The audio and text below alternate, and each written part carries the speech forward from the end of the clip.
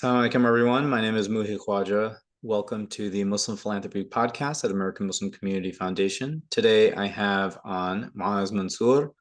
He is a senior software engineer and tech lead at Deloitte, and he focuses on building large-scale data and machine learning systems for global clients.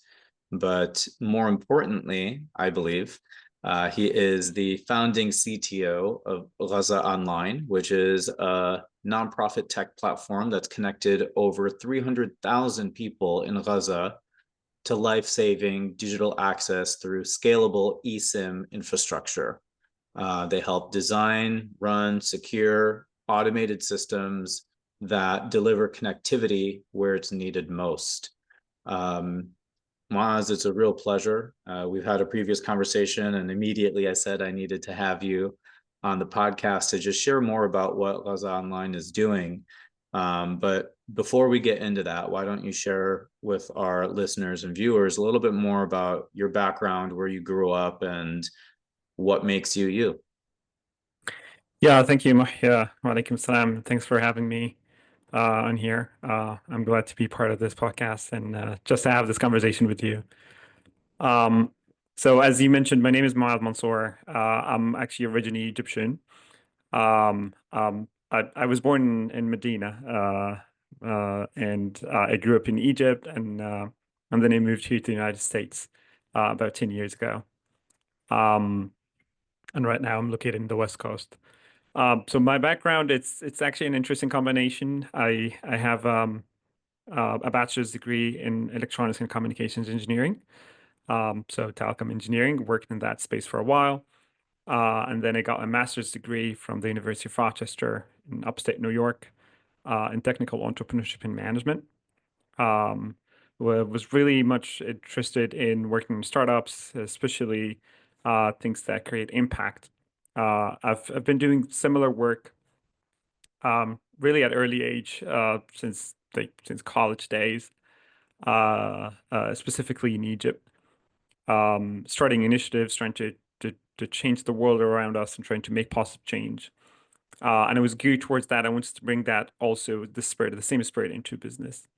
Um, Following my master's degree, I focused more on software engineering jobs and product management. One of the things I'm proud of with my previous employer, I did work in public affairs. So we were covering issues like the US elections, the Canadian elections, UK elections. And it happened that at the time I did work when COVID hit, and we were living through the pandemic. And it was literally building data intelligence platforms for governments and CDCs across the world. So an African CDC and the European CDC to help them make the policies that they need in order to navigate this challenging situation and seeing the impact of those policies on the ground. And I remember that was featured in the World Economic Forum at the time. Um, and Code, they said that the platform is literally saving lives. So it's very rewarding just to see like how your work and technology can actually impact lives and make lives better. Um, so since then, I've been focusing on the combination between product and software engineering, specifically on data. And right now, with the emerge of the AI and everything, everyday life, right now that's where my focus is. Uh, I built uh, I built like AI agents and machine learning pipelines, helping like basically structure data, understanding information, and helping businesses make better decisions. So that's on the professional level, on my Korean background. When it comes to Gaza, since the war broke out back in October of 2023, I think like everyone else, we all have been impacted. We all have been disheartened. But what's going on, and asking the same question over and over again, what can we offer to help? Especially that there's a lot of feeling of helplessness that everyone can feel. It's like, well, why we cannot do anything. So it happened early on. I asked myself the same exact question, and I started looking around for different solutions. Came up with a lot of ideas. talked to a couple of friends about different ideas, and then this one kicked out. When we first started, we thought about it this way: if we cannot be there, if we cannot help from the inside, maybe there's something that we can do that doesn't necessarily need us to get there and go through all the hurdles of getting there, crossing borders, uh, and and all those like political problems. Um, so we came up with this idea by the time I think that was even before the first land invasion.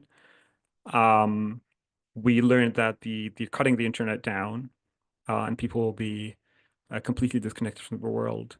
And one of the things that is basically a unique feature for Gaza, just given its small geography area, that even if the internet is cut down, so the cell towers are not working inside the strip, you still can get the coverage from cell towers surrounding it and surrounding areas. And we know that the technology now allows for what is known as eSIMs, and it's basically used actually now for leisure, for travel, for business travels.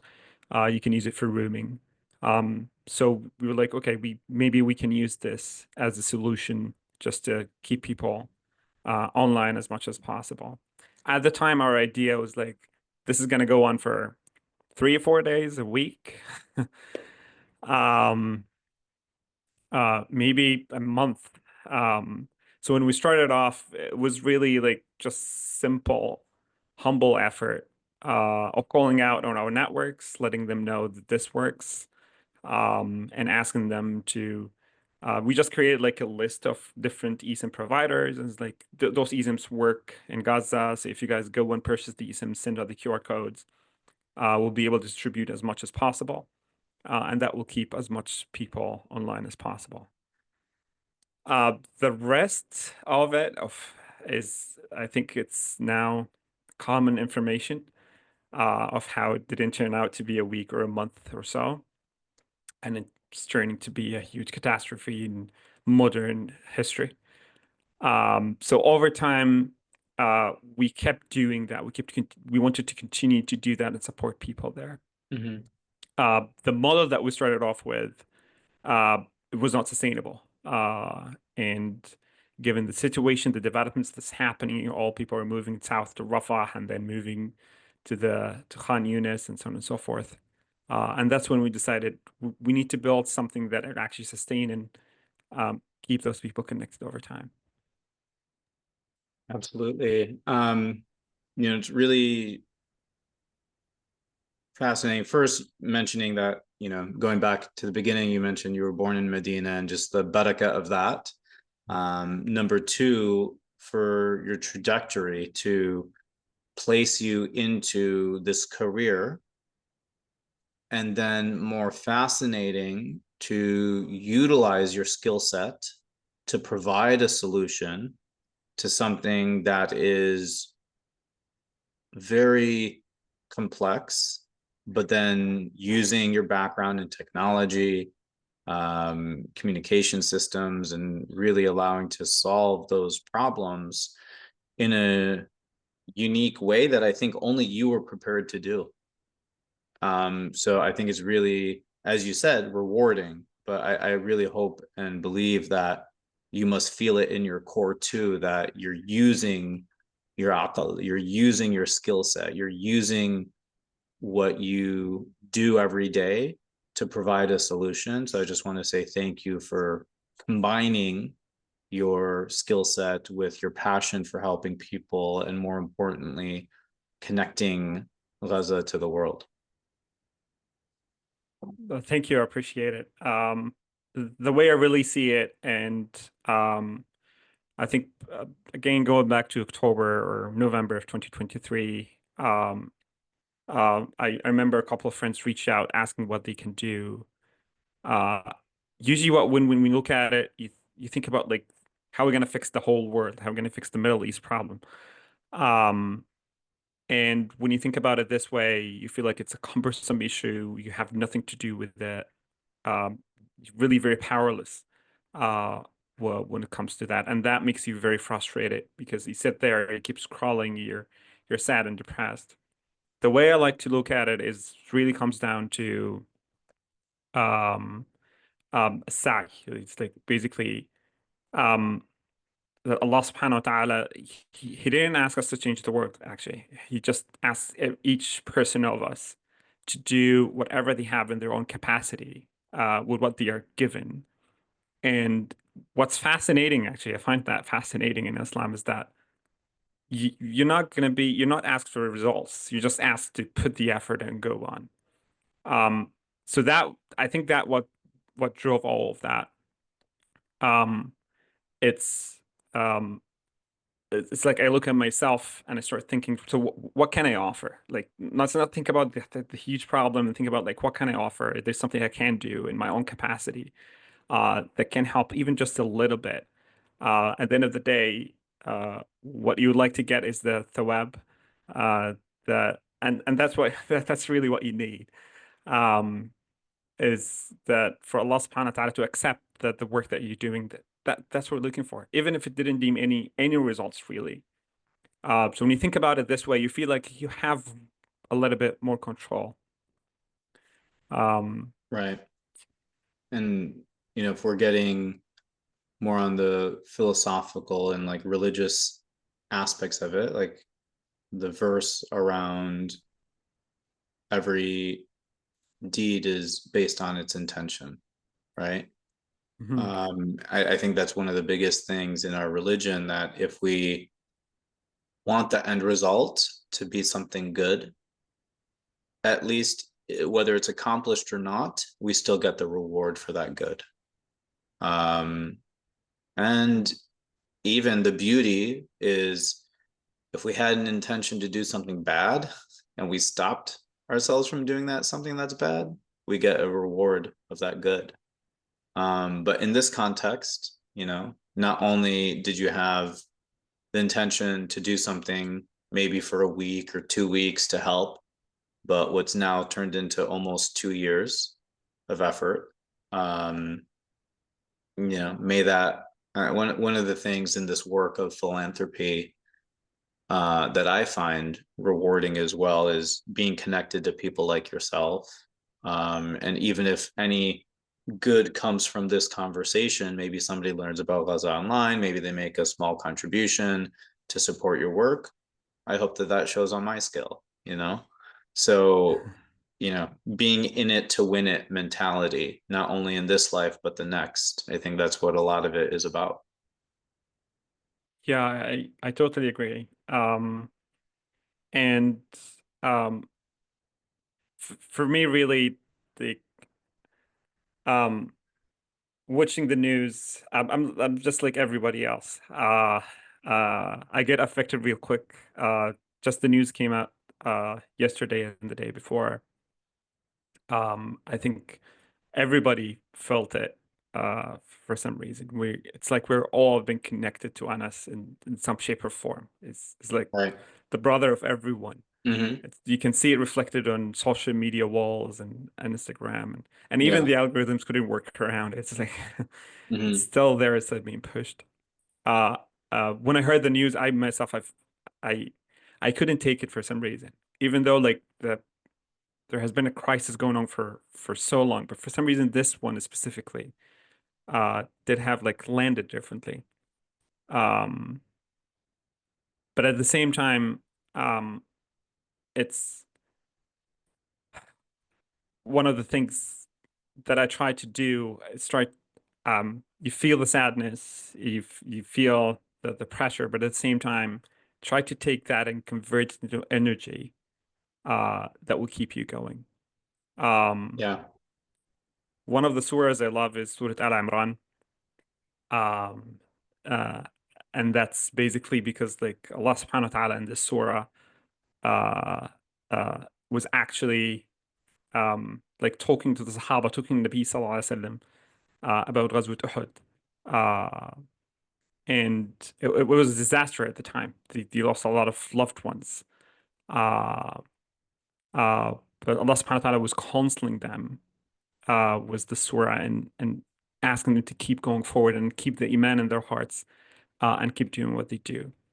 Um, So I think if we put this as our North Star, and um, we can create a lot of good things, small things, and small things together is how you build a community, and how you at the end of the day it will change the world. But don't start with changing the world. Just start with what is the small step I can take in my limited capacity with dealing with the reality around me, just to make things happen. So yeah, thanks for the reminder, Mohi. Absolutely. I love it. Definitely. And, even that consistency of what we're taught in Ramadan, you fast one day, you fast the second day, then 30 days, you create a habit, right? And there's studies on this as well, that it takes that amount of time to change your habits. Um, but I want people to know more about Laza Online, share why you started it, kind of the background of the organization, the team, who's involved, how it works, and kind of some through the challenges, some of the success stories. Great. So we started Gaza Online, as I mentioned, was just like it was supposed to be a short-term, humble effort to keep as much people as possible connected during that time. And then over time, what we learned, because we talk to people directly, and we still do that up to that moment. So basically, we're connected with thousands of people inside Gaza. And over time, you start learning from those interactions what is the actual value that you're providing them with, and what are their actual needs.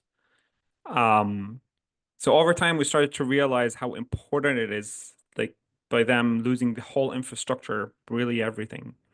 Uh, 90% of the strip is completely destroyed, a lot of destruction. Access to just basic services is not available. Um, so internet for them was like an alternative way to continue doing their lives.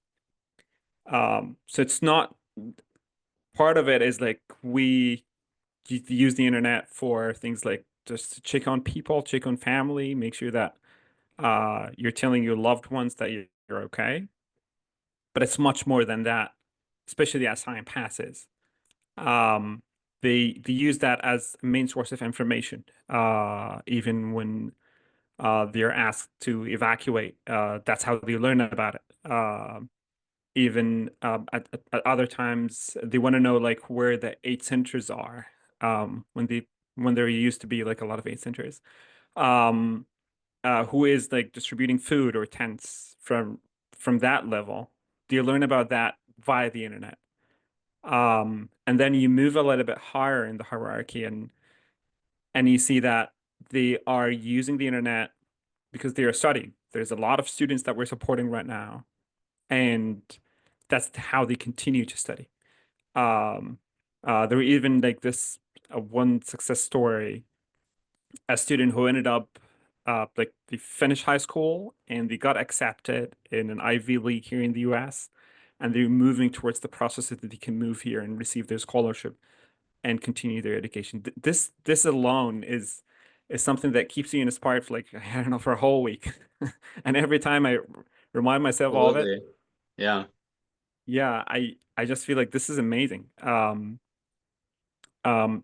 you have also doctors. We found out that doctors in this situation, they need this communication as a way to communicate with people like doctors outside of Gaza, and they start Mm, discussing the cases that they're having. So there's like an exchange of information and exchange of knowledge, and that helps them with like CT scans and all the right. type of things that they need to do. So you started feeling like there's a lot of value that internet connection brings to them Hmm. uh, as an alternative way to continue their lives and continue doing what they need to do. Um, so that in itself was an enough motivation for us. Is like we need to build something that's more sustainable, something that they can rely on, they can study on, they can work with, they can communicate on, so that it can provide them with the alternative life that they deserve. Um, and then we started from there. So we switched our models. That's when it comes to work. First you switch your mindset. Uh, you're not just doing like a quick relief. What you're trying to do is to build something sustainable. There's two different mindsets.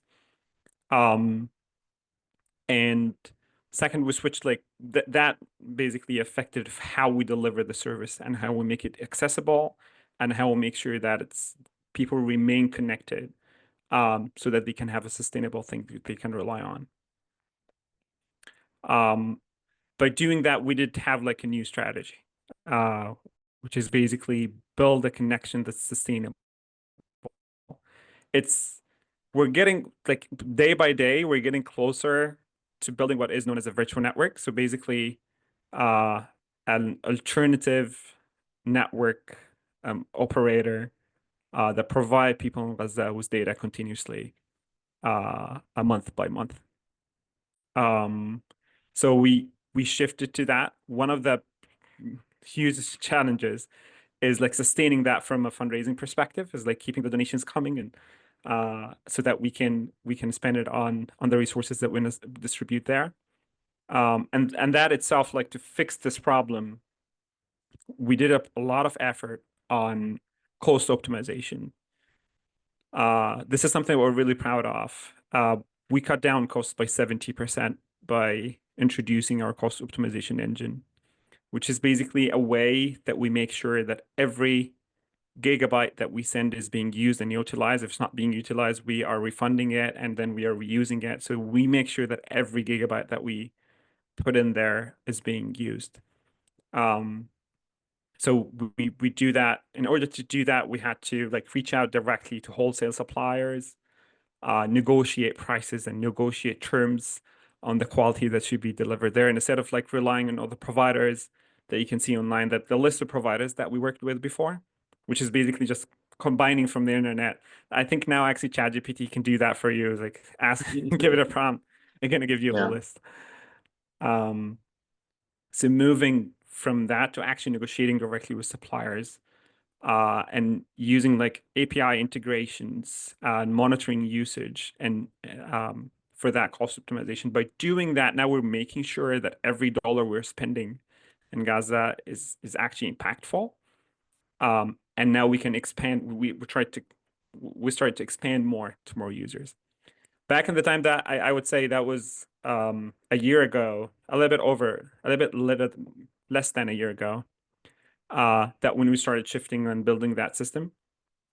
And in January of this year is when it was released with the recommendation engine and custom optimization engine and the software platform, and people can see the usage and all that kind of features. And immediately, the number of users using our system completely changed. It's like, let's say we were supporting, I remember the numbers was between like 1,500 to 2,500 per month. Like eSIMs were distributing and people were supporting. Right now, the average per month is 7,600 month-to-month active users. Wow. Last month it went 10,000. Yeah. So it keeps increasing. That tells me that people are trusting the service more and relying on it more, which is again a rewarding feeling that you feel like you're actually doing something. Uh, and also tells me like given um, that we were able to use the same amount of money that we used to spend on like 1,500 people on like 50,000 people. So it's really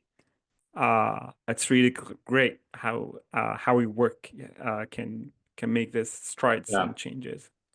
So a few questions around the usage and, if somebody's using it for their internet, for their calling, for all of those things, it's going to be at different speeds and different rates and all of that. But do you typically see repeat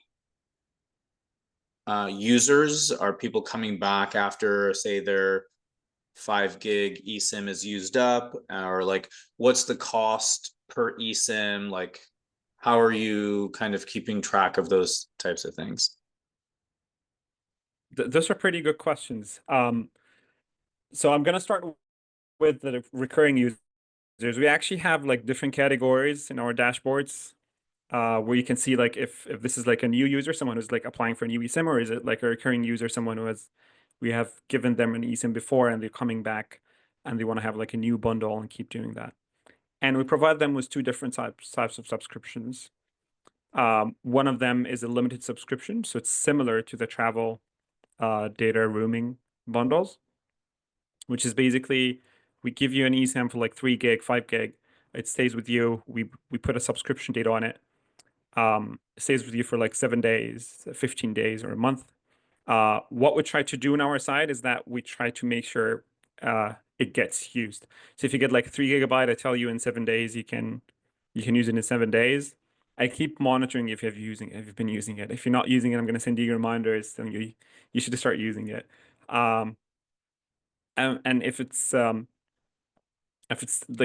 being used but it's low utilization, I keep extending the subscription period to make sure that you have enough time to consume every gigabyte that you have received.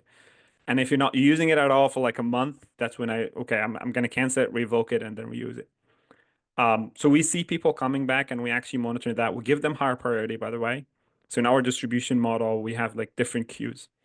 Um, you have the partners queue, you have the high profiles queue, and then the recurring users queue, and then general public or the new users.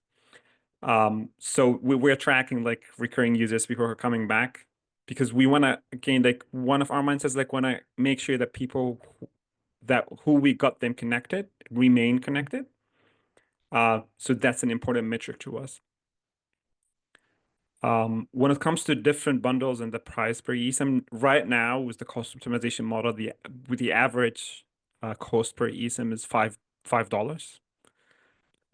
And $5 that they use hotspot, so it serves about 5 people on average. So it's like the average cost for connecting one person for a whole month is $1. Wow. Yeah. The actual prices, of course, vary. We Hmm. have different packages from 3 GB up till 500 GB. Um, and we distribute them again based on usage. That's what the recommendation engine is for, is like to see how much you're using, how much bundle you would get, and adjust that month by month. And by doing that, it's feeding back into the cost optimization. And that's how we make sure that people have high needs. We have people really using like 400 gigabytes per month. One of them is like a mother with a few children and they're attending school, and so they're starting with that. Another is a remote worker, and that's his main way of doing his work. And they're doing like 400, something over 400 gigabytes a month. And some others are just using like barely 3 GB per month. So combining those two and making sure that this one gets the 3 GB, this one gets the 500 GB, we bring down the average cost to that $5. And then in terms of like support that you've seen from your community of friends, or how have donors found out about your work primarily, and what is your call to action for people who are listening today? Um, that's a good question. I actually don't know how our donors learned about us first. Um, the team in Gaza Online, most of us, if not all of us, we just got to learn about each other as we were building Gaza Online. Um, it was really a call out on different Slack channels, different communities, and people started responding like, "Yeah, I want to be part of this effort." Over time, we had a lot of volunteers joining and dropping, and then a lot of other volunteers joining and dropping. Um, and then like remain within the team about right now we're about 7 members. Um, Two main executive like for operations and technology, and the rest of them as volunteers helping with support, sometimes some write a piece of code, stuff like that. And through this network, we started reaching out. We started an Instagram page that it's not very, very successful. And we don't have a lot of like talent when it comes to design and social media, but we're just doing that and letting our networks know. And then that network started for some reason to grow. Um, to grow and bring like other people who are interested in the code and trying to support, um, we got connected to a group called Dean Developers in the UK, an amazing group of developers doing some amazing, fantastic work. Um, we met with uh, um, our partners, Limitflix, through the network. It was really like a reach out from the founder of Limitflix who reached out to us and said, I'm interested in your work, I want to support. And then we build a partnership. And through this partnership, now Gaza Online offers its own eSIM storefront for travelers. People who are traveling can purchase their eSIMs for data roaming while they're traveling from Gaza Online. You're gonna get like the best of the two worlds. You get the quality, the cheap data roaming while you're traveling, and at the same time, every purchase that you make is actually supporting people in Gaza and keeping them connected. Um, so that's number one call to action. Um, you can find it on our website. You can find it at travel.gaza.online, uh, and everything is there. How did this come to exist? It wasn't really a plan. It was really like putting the effort, putting our heads down, and trying to help people in Gaza, and then other people seeing our effort, um, and they're raising hands and saying, "Maybe I can help," and they offer what they can do, and then great ideas come out from that. Right now, uh, we are operating under the fiscal sponsor of a 501(c)(3) in the United States. They also work in the same space uh, for connecting people in Gaza.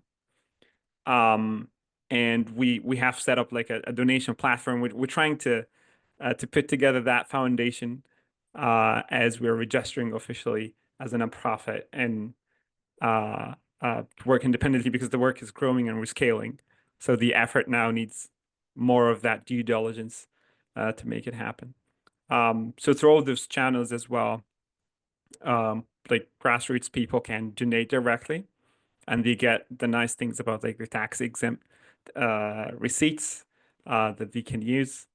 Um, um, and also, I think another action point I would say, we also started right now trying to focus a little bit on our marketing channels and social media, started Twitter.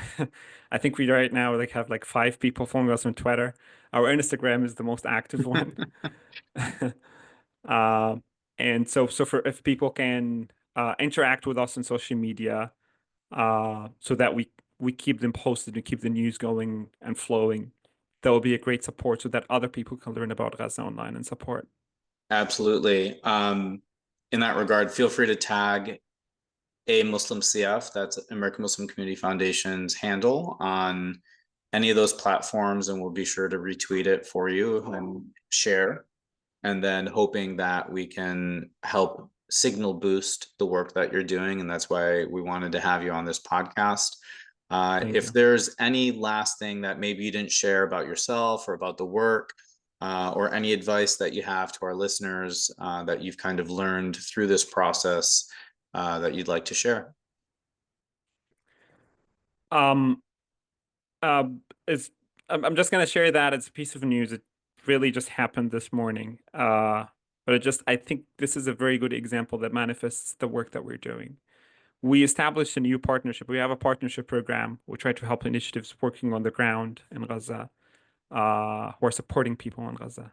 That we have a university that we're supporting their staff and students. We have Gaza Health, which is a great organization that providing telehealth services for people in Gaza. And just this morning, we connected with a new group called Taqat, and it's a freelancing co-working space in Gaza. They built the co-working space in Gaza city. They have 3 locations. They provide it with electricity. They try to provide with broadband. We help them with eSIMs for connectivity. They have more than 700 freelancers, Wow. 3,000 people on the pool. So what I'm the one thing I would like to mention here is that Gaza is very inspiring in so many ways. Like if you look at it from this side, it's very inspiring of how they Yeah, try to be resourceful, come up with ideas, creative ideas, even though they are absolutely. within the destruction itself. So if there's one takeaway, I would just tell the listeners is that take that away, take that spirit with you, and keep it going. I love that, Moaz. Thank you tremendously for everything that you've been doing. It's inspiring to hear directly from you and learn more about the work that you've been able to um, help with. It's inspirational. And like you said, it kind of gives hope in such a unfortunate genocide that's taking place, that they're still resourceful, that they're still doing everything they can to stay connected, and um, inshallah, more resources and protection and freedom and good comes their way, because that's Inshallah. what they need, and that's what we hope. And inshallah, in our life, the work that we do will help them get there. So, Yeah, inshallah, may Allah accept from all of us and um, bring inshallah peace and mercy upon Gaza and upon everyone else who's trying to help and trying uh, to make a good impact in this world. inshallah, I mean, well, again, I hope everybody learns a little bit more about Gaza online. Maaz, thank you so much for being on the show, and look forward to continuing to work with you as well. Thanks, Murray, for having me on. Of course.